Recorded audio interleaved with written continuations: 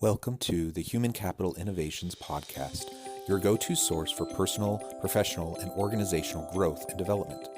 We hope you tune in often for all things people management, organizational development and change, organizational leadership, and social impact related.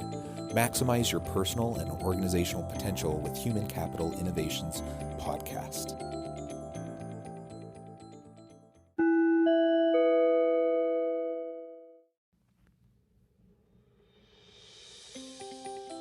Welcome to the Human Capital Innovations Podcast. In this HCI podcast episode, I talk with Katie Nielson about DE&I and how to support specific types of workers and how to help English learners in the workplace.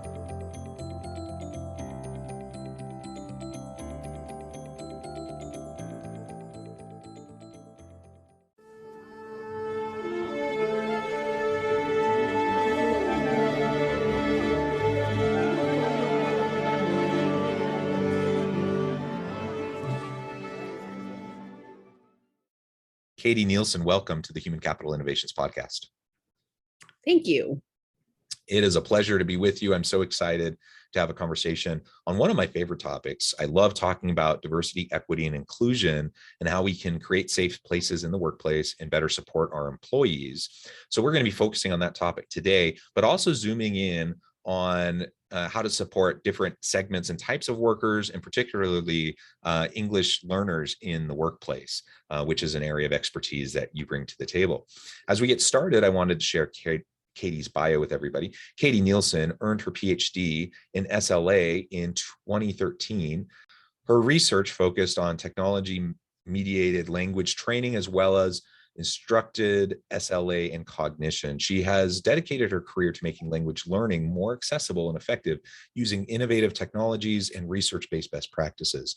She has led teams to design award-winning language courses for the US government, universities, and language training centers. She spent years evaluating and analyzing commercially available language learning products, and she has conducted extensive empirical research on how to design online language programs that are efficient, effective, and entertaining.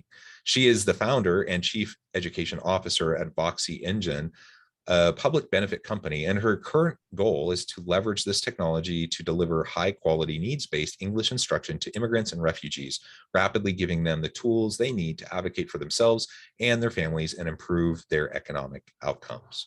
What a tremendous background and an interesting scholar practitioner background that you have. I really appreciate that. Anything else that you would like to share with listeners by way of your background before we launch on into the conversation? No, they've probably heard enough with that long plan. You can just start talking. Oh, well, I really do love sharing the great backgrounds of each guest on this podcast. And I really appreciate all the good work that you've done to prepare yourself to do the work that you're doing today. Okay, so let's frame this up a little bit. We can start a little bit more generally and talk about diversity, equity, and inclusion, as a general kind of framing and context. Why do you see that as something that's important that organizations need to be focusing on? And then we can zoom in and talk more specifically about, as you mentioned in your bio, immigrants and refugees, those trying to learn English, and how we can assist them and support and empower them to find success. So for the first part of your question, I think we often talk about diversity, equity, and inclusion, but we don't always put things into practice that help with them, help with equity in general. So we might have a chief diversity officer, but what is that person doing? And how are we helping our diverse populations actually thrive in the workplace? And that's the piece that I think our whole country is struggling with right now. If you look at the effects of COVID-19 and what it meant for job losses, how it's disproportionately affected women and people of color, and immigrants tend to be a population. It's 40% of immigrants in the United States right now are Black, and something like 85% are people of color. So there is a subpopulation of this diverse population that gets completely overlooked. When I sit on panels and I talk to people about what they're doing about diversity, we're starting to have programs and practices that will help different populations. But when I ask, well, what are you doing about speakers of other languages? I hear things like, well, that group can't really advocate for itself. And that's true. Like, we need to think about our populations of speakers of other languages in the workplace, because we will never have an inclusive and equitable distribution of jobs if we have whole groups that can't actually communicate. Yeah, yeah. Well, very well said.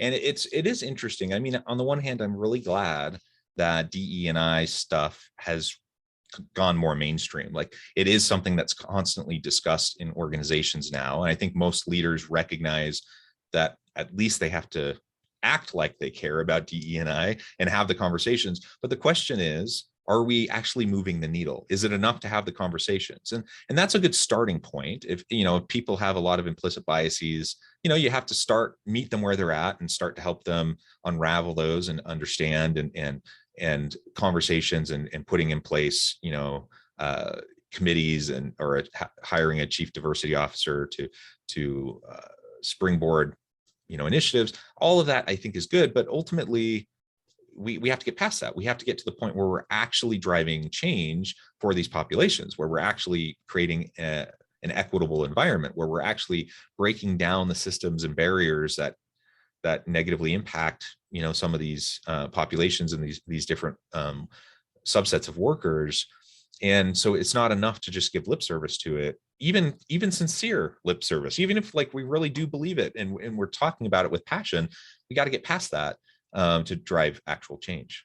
We do. And we actually also need to know how to measure the change. So just saying we need to do something, definitely not enough. And doing things is important, but there is no universal metric by which we measure how inclusive and collaborative and equitable our workplaces are. And we need to start putting those things forward, because we have to be able to hold ourselves accountable for making meaningful change. So what percentage of people get promoted who are from XYZ diverse backgrounds? Okay, that's a question. And our workplace is actually asking it? I don't think so.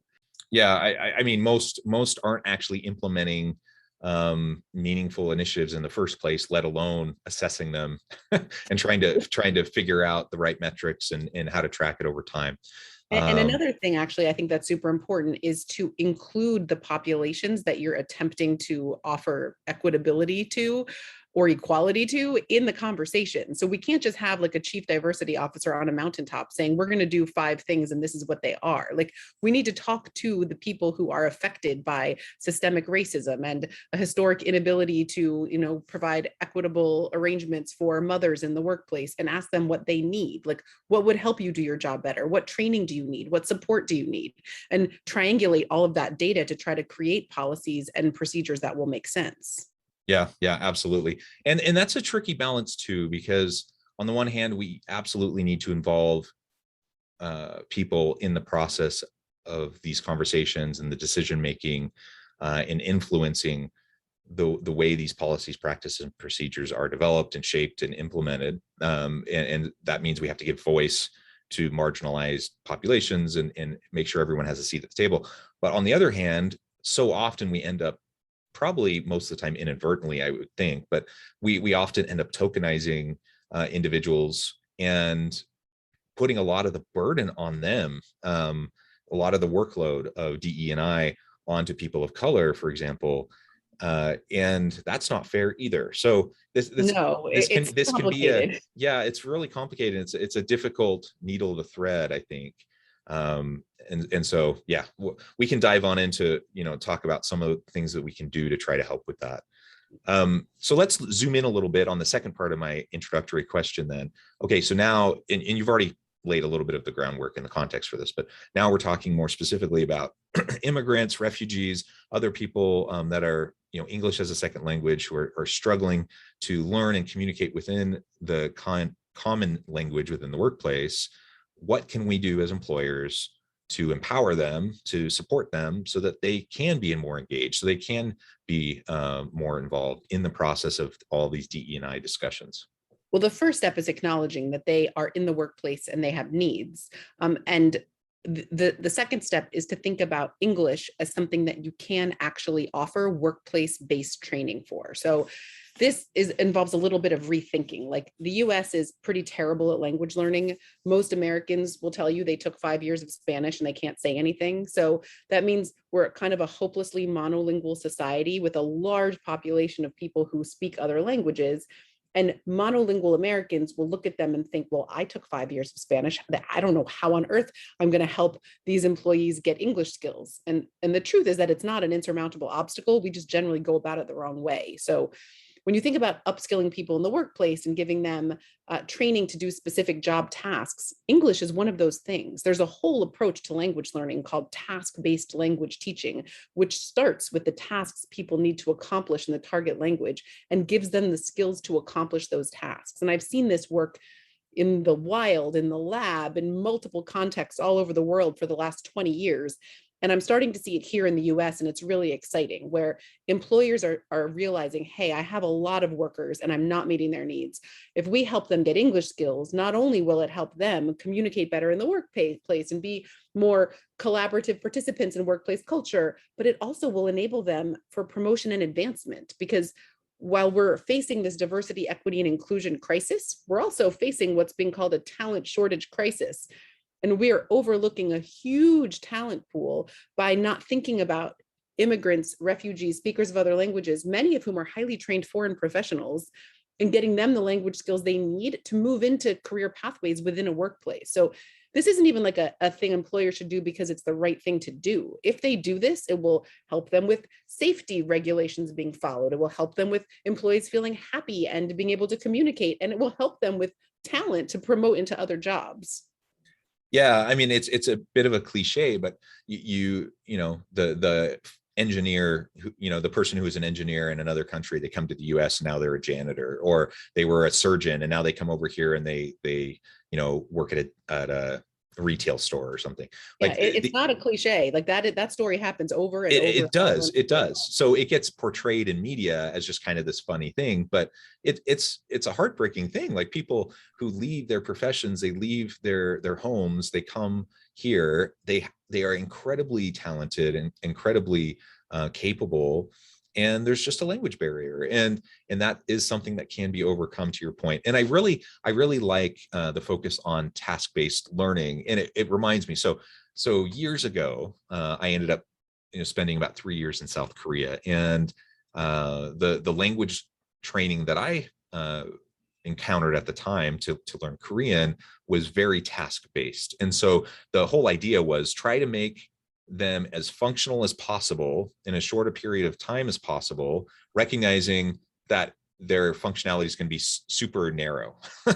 So I, you know, you talk to me about like 90% of things, I have no idea what they're talking about. But if you talk about these things, I can communicate effectively, right? So that's what I did. And it allowed me to really just dive on in and get immersed in a Korean culture, in a Korean language, in a Korean workplace, and over time expand from there, right? So you start with the tasks, you learn how to do what you're doing day to day, and then over time it expands, and your vocabulary expands, and you have that base, and now you can grow from there. And it makes perfect sense to me. That's how I experienced it. It's true, but you were somebody who left the country and went to experience it somewhere else. That is definitely not what we're doing in high school classrooms when we teach people how to conjugate boot verbs. And learning a language is learning a skill, and we learn skills by doing them. So if I spent 5 years teaching you about how to ride a bike, and you filled out diagrams of riding a bike, and you labeled the pedals, and some days if you were very good, I'd let you ride an exercise bike, you still would go outside and not be able to ride a bike. And it's the same thing with speaking a language. You have to just start doing it, and it's hard at first and awkward, and you mess it up, but the more you practice, and like to your point, the better you get at using it to do specific things, the more you can extend that ability to other related tasks, and you are comfortable for listening for context clues, and you acquire vocabulary before you even know you've done it, because a lot of that learning is implicit. We can't just give you a book on how to do it. You have to do it yourself.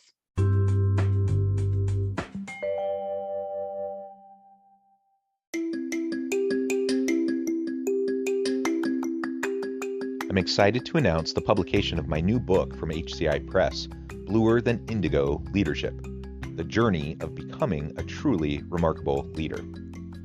Early in my adult life, I learned about an Asian proverb that translates as bluer than indigo.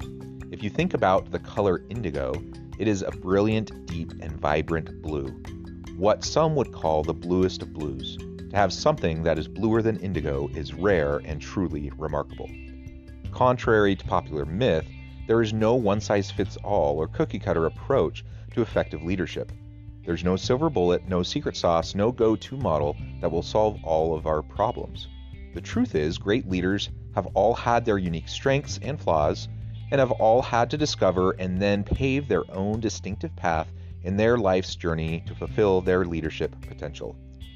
Bluer than indigo leadership will help you discover your own path and explore those ordinary, everyday actions that will help you respond to an uncertain future and produce extraordinary results for individuals, teams, and organizations.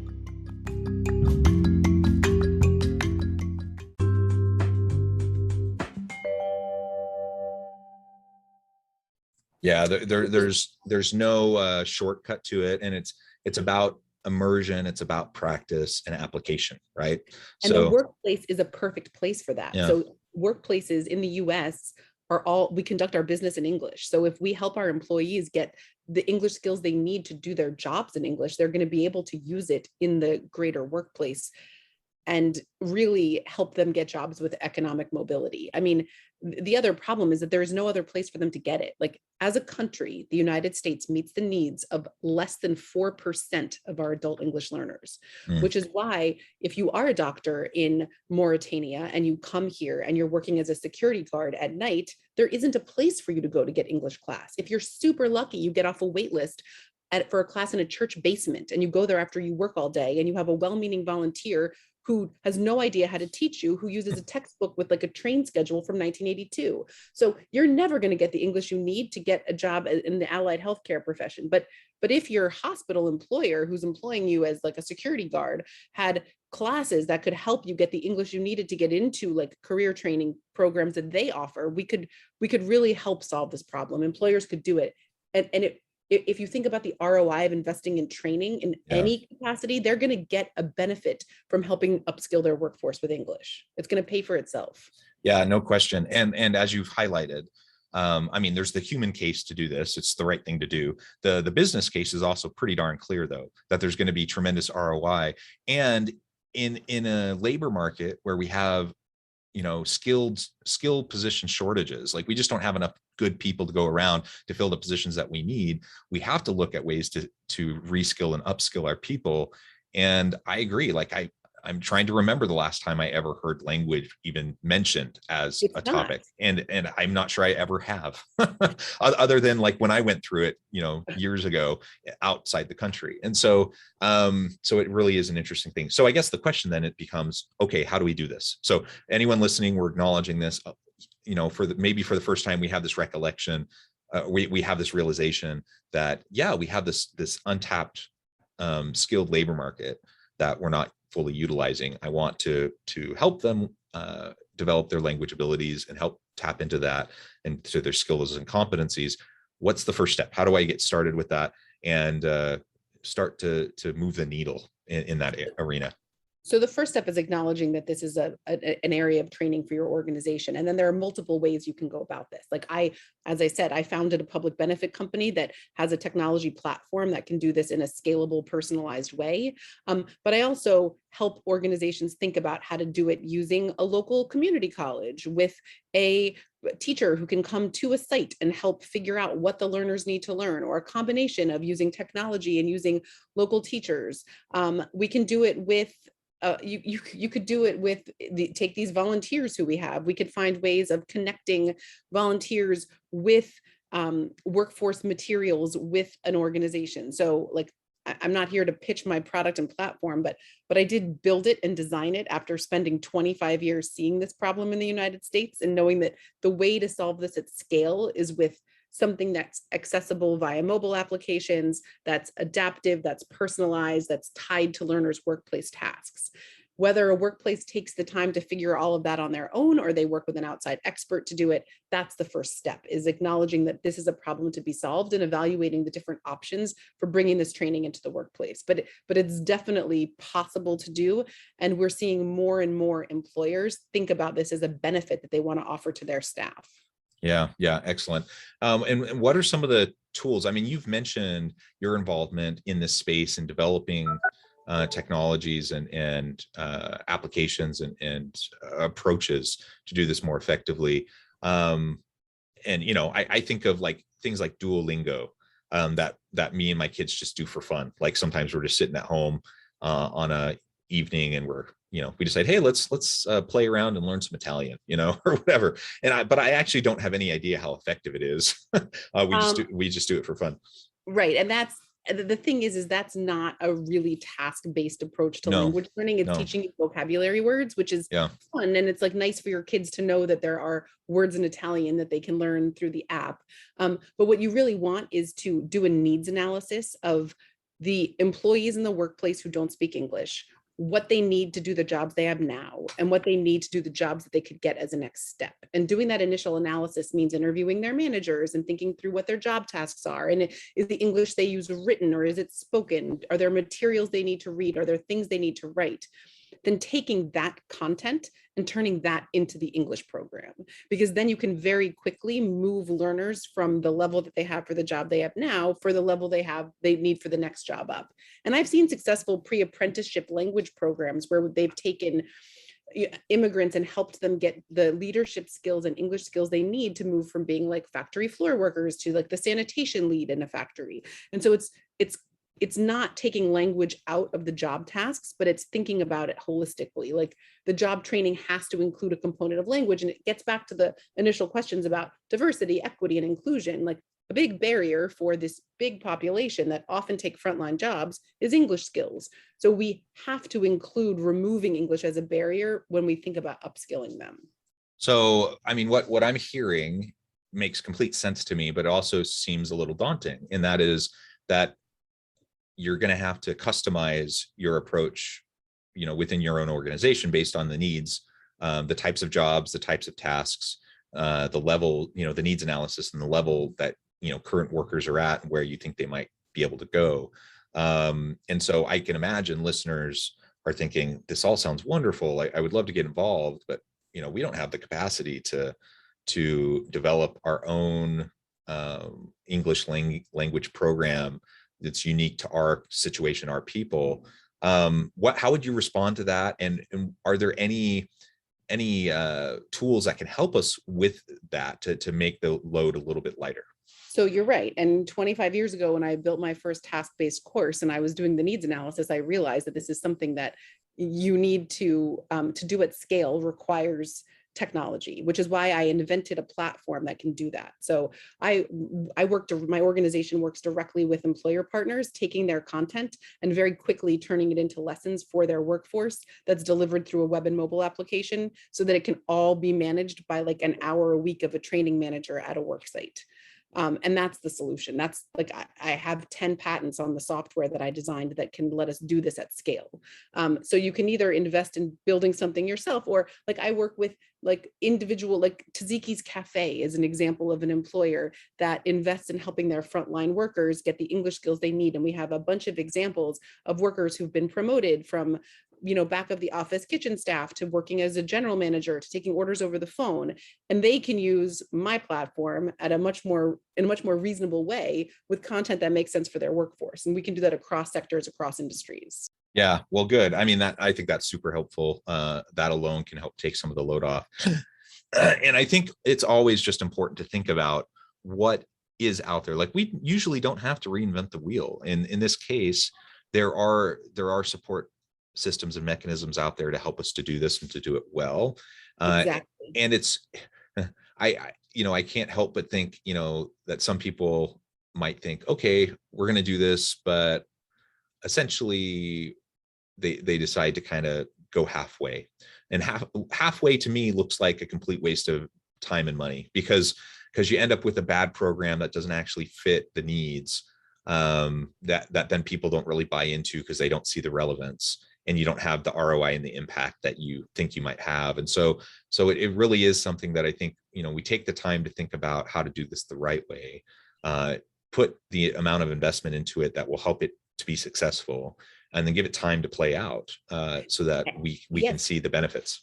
And put tools in place to measure outcomes and ROI. I do it with every one of my implementations. I not only look to make sure that learners are engaging with the platform and the material and that they're learning English, but also what happened? Like, what did their boss say? What did they say? Did they get a promotion? Did they get a pay raise? Were they able to get a better job? Because in the end, I'm advocating for helping people get English skills because I want them to be able to get a job with economic mobility, not because I want them to learn English. Like, this is to try to help people make their lives better and help employers have a better workplace, a workplace that's more diverse and also more functional.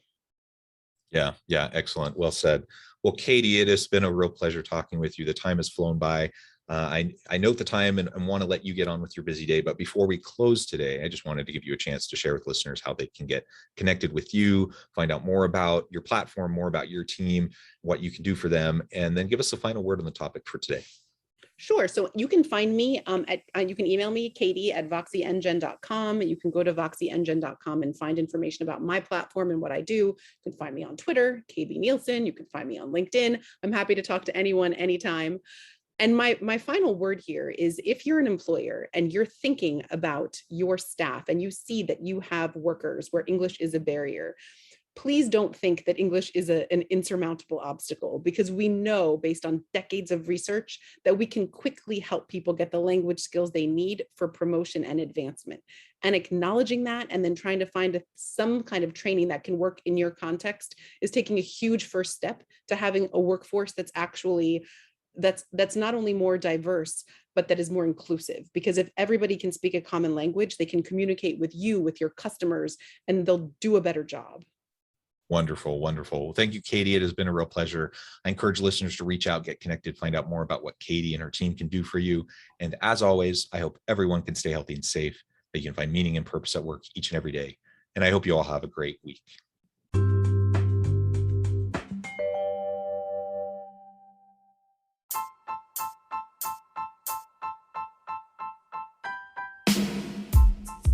The alchemy of truly remarkable leadership.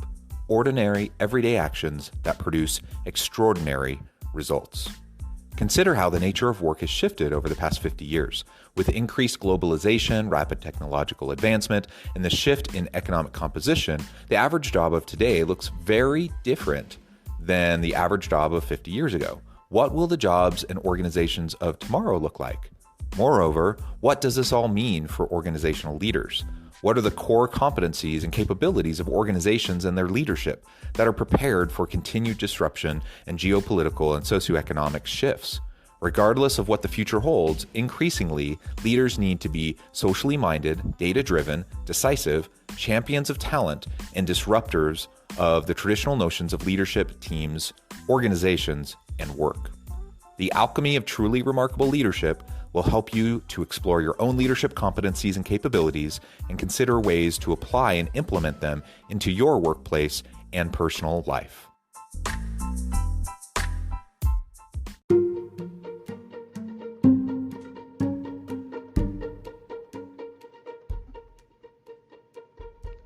Check out Human Capital Innovations magazine, Human Capital Leadership.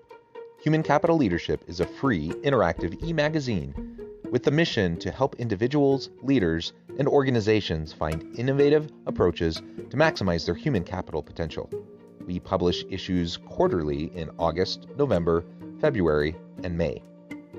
Take a look at the latest issue and let us know what you think.